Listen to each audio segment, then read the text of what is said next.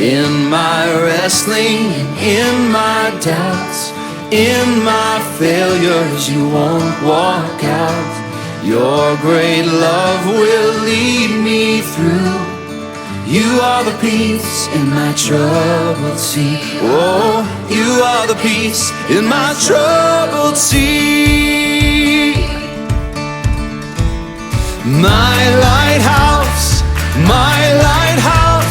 shining in the darkness, I will follow you. My lighthouse, I will trust the promise. You will carry me safe to shore, safe to shore, safe to shore, safe to shore. I won't fear what tomorrow brings.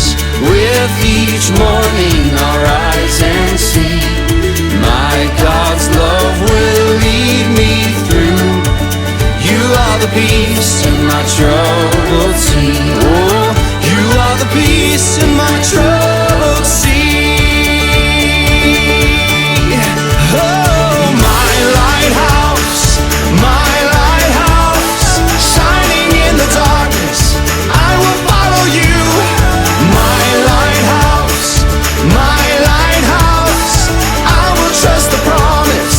You will carry me safe to shore, safe to shore, safe to shore, safe to shore. My lighthouse, shining in the darkness, I will follow you. My lighthouse, I will trust the promise. You will carry me safe to shore, safe to shore, safe to shore, safe to shore.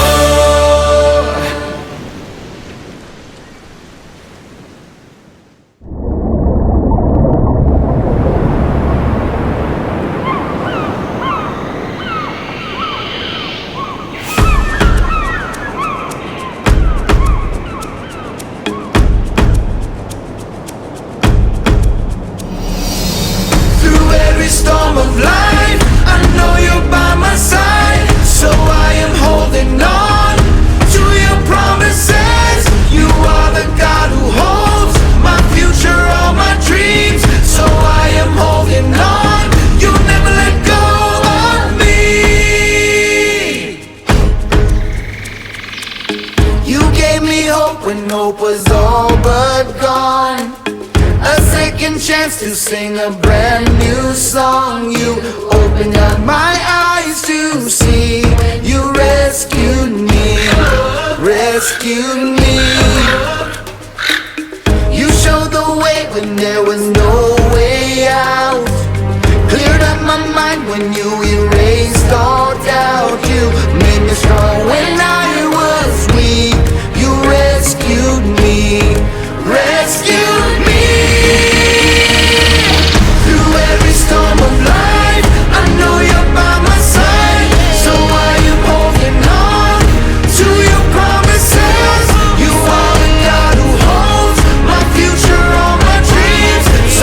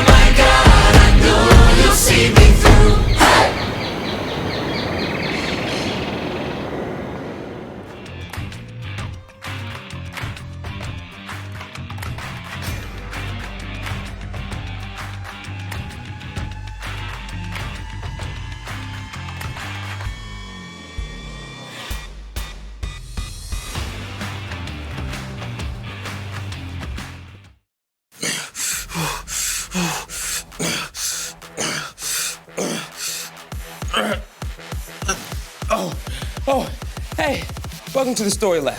This week we're talking about commitment while we take a look at a word picture so good, you might just say it's enlightening. Whew.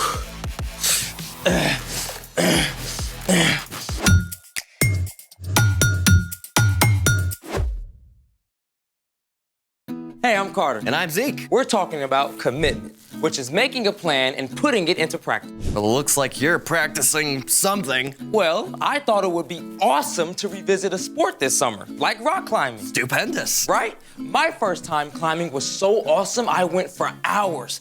But the next morning, I could barely lift my fork. Sore arms, huh? I gotta do some training. Yeah. But to be honest, I don't really know what I'm doing. Well, you're in luck. It just so happens that I know someone who knows a lot about training. Oh. Yeah, his name is Samuel, and his sport is soccer, and he is joining us right now. Hey, come on in. Hey, guys. Hey, Samuel, we are so excited to have you here with us today. So happy to be here, Zeke and Carter. So excited for what we have today. Well, we want to learn how you train to be so good at soccer. Yes, like for starters, how did you get started playing soccer? My two cousins, they're the ones that really introduced me to soccer. So ever since then, I got to play with them, be part of their team, and from then, it was a lot of fun. What do you enjoy most about playing soccer? Well, I love playing soccer because when you're out there on the field, it really does feel like you're out there being free. You get to be part of a team. It feels like you guys are working all together towards one goal. And it's really a lot of fun being able to make tackles, being able to kick the ball, make passes. I have a blast every time. So would you say that getting good at a sport involves a lot of training? Oh, definitely. I would say it involves a lot of training because it's something that takes repetition. You know, you gotta go out there and practice, make sure you're honing your skills, make sure that you're keeping up your endurance, definitely things like that. So I would say it takes a lot of training. So why is training so important? That's a very good question. Training is important because you want to build up your muscles to get stronger. If you go out there and you're not really training, you might get hurt. So that's something you want to avoid, you know? Training also, it helps you because it keeps your skills consistent. And so if you're not training, you might lose a little bit of those skills. You know, as I'm getting older, I feel like I'm losing some of those skills sometimes. So it's important to keep the training up. Yeah. So how is soccer still a part of your life? Soccer is so important because it brings me back to that feeling of being part of a team. Like I said, being with my cousins out there on the field, feels like I'm part of a community again. So I love playing soccer for that reason. Well, you have that soccer ball. Do you think you can show us anything? Well, I think I could pull out a move or two. Yes, Awesome. please show us.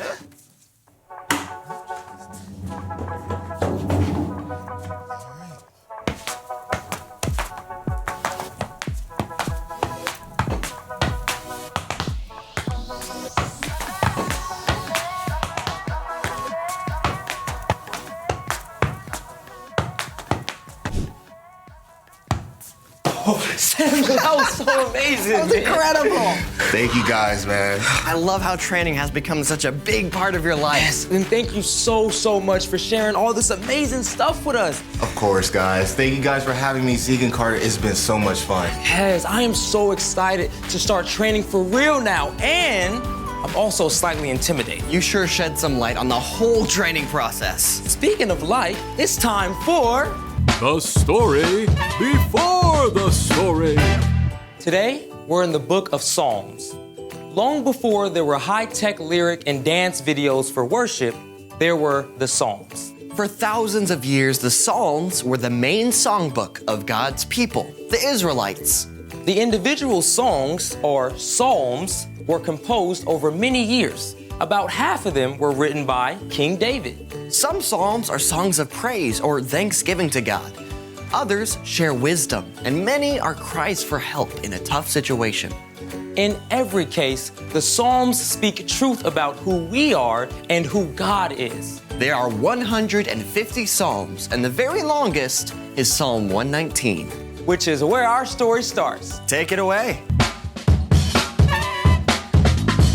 Hey everyone, I'm Erica.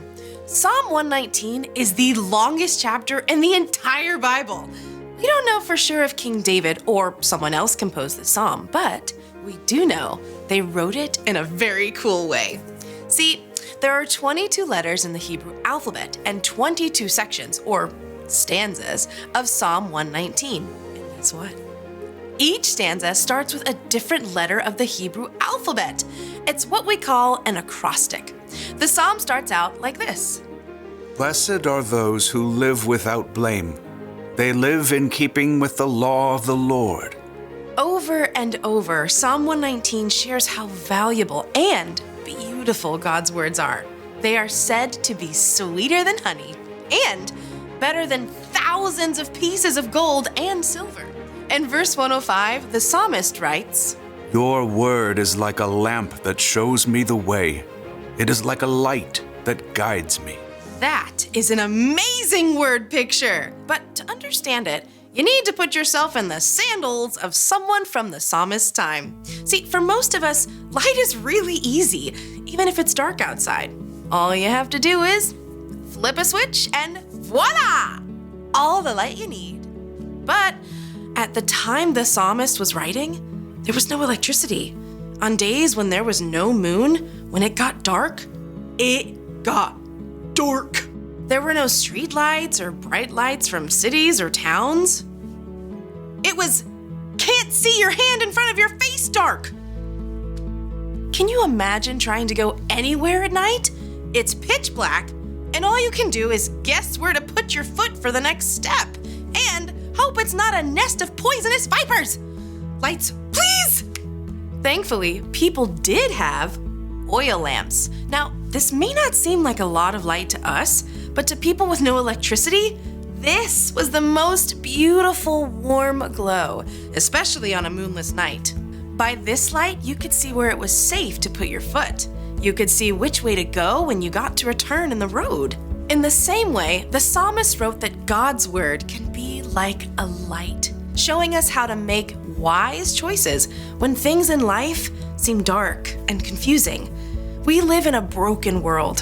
Whether your life seems really great or kind of hard right now, you will face tough decisions. You will deal with difficult things at school or home. But God's word, the Bible, is always available to help you make the wise choice.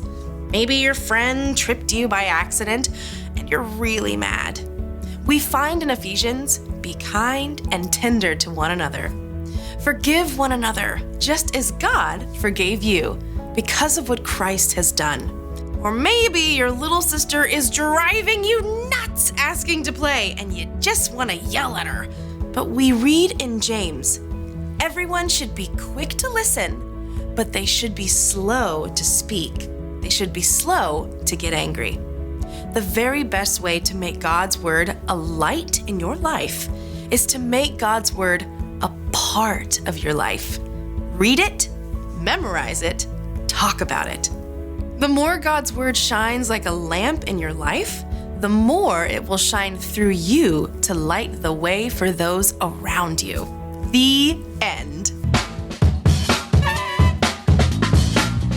I, for one, am thankful we now have these Instead of these. Bright light is a lot easier to come by these days, but we still need the light of God's word just as much as the psalmist did. So, what's our part in the story? Great question. God's word can shine a light on everything in our lives that is hard and confusing. But that only happens when we practice hearing from God. like with our ears?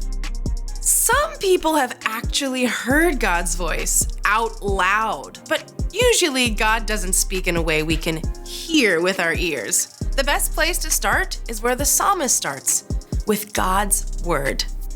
Bible. Exactly. You can make it a habit to listen on an app, read it online, or make notes in your own Bible. When you ask God for help, God can make those words come alive for you and cause certain words and ideas to stand out to you. As we read, we can see how Jesus lived and follow his example. And you can memorize verses too, when God can bring those words to mind right when you need them. Another way to hear from God is through wise people who love you and love Jesus. They can share with you the wisdom they've learned from God. It could be your parents, a small group leader, or even a coach. Exactly, that's right. And God can also speak directly to your heart and mind through words and images, especially when you take time to be quiet. It might just be a thought that seems wiser or kinder than what you usually think, or a creative way to solve a problem. How do I know it's not just me? Well, practice. And if you aren't sure if what you're hearing is from God, it's a great idea to ask a grown-up who is following God too. Sometimes that's hard for me to wrap my head around. I mean, the God who made the whole universe wants to talk to me? Mind blown. You got it. Just takes a little patience and practice. See you next time. So, here's the thing. Practice hearing from God. That's one of the most important things to practice if you want your faith to grow. But you can also practice other things too. I thought you were gonna train for rock climbing. Well, after talking to Samuel, I kind of want to try soccer now. Oh, show me what you got. Ready? Yeah. Well, you want me to show you how it's done? Sure. Yeah, I think we need to get Samuel back in here. Sure. Well, thanks for joining us in the Story Lab. See you next time. Hey, you want to practice more? Yeah, but where'd it go? How are we going to practice that? Oh, want to practice more? Absolutely. Okay, ready? 1, 2, 3, 4. 4. New record.